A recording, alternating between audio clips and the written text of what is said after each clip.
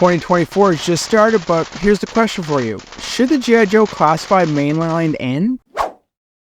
So, this is a follow-up to a previous video where I touched on this subject, but let's take a deeper dive. It's time to face facts, and hopefully by the end of this video, you'll understand where I'm coming from. The only reason G.I. Joe Classified exists is that it's purely fueled by nostalgia. There are hardly any kids in the age of 5 to 12 spending $25 to $35 on classified figures. I've given up my toys. All those kids are all off playing Fortnite or in the corner on their tablet doom scrolling through the internet. The age of the majority of kids buying toys have passed us by. We all know that the only thing that keeps toy lines like Black Series, Marvel Legends, and Classified, and many others alive is the income from adult collectors. Don't get me wrong, I'm sure there is a very small percentage of kids including those sales, but it's just no longer the majority like back in the day. Where I'm going with this is since I think we can agree that the only reason Classified exists is raw nostalgia in collectors' eyes, this leads me to ask, why are there currently two Classified lines? Why have the Mainline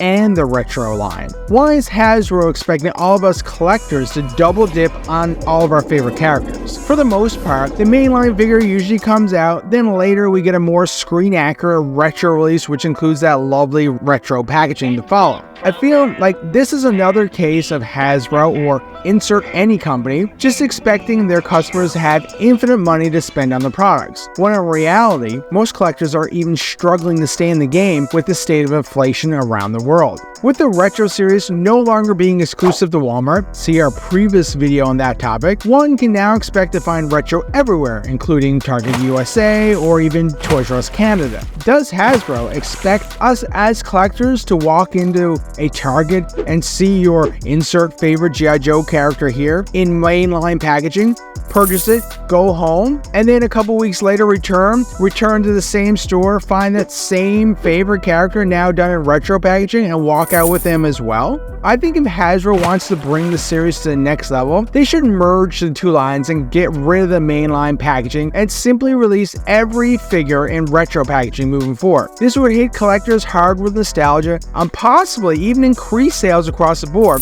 as I think this may entice more collectors outside of the Joe community to pick the retro figures up. And at the same time, since Hasbro would now only be making one line, reduce their overhead. Personally, I don't see much of a downside for this, as the nostalgic collector would get the retro packaging they all want, and the Mainline collector wouldn't really be missing out on much. When it comes down to it, G.I. Joe is driven by what the community wants. What do you think? Would you rather have two separate lines continue? Do you like the double dip? Or would you like to see everything released in one nostalgic retro packaging? Please let us know in the comments below. Are you up to date on the latest Mainline and retro reveals? Check out this video if you need to catch up. And did you hear that Prime is joining the Joe team with a certain retro figure? Check out this video if you need to have your mind blown. Like always, guys, we're doing videos and shorts here weekly. Hit subscribe, think about coming back and watch another video. Talk to you soon.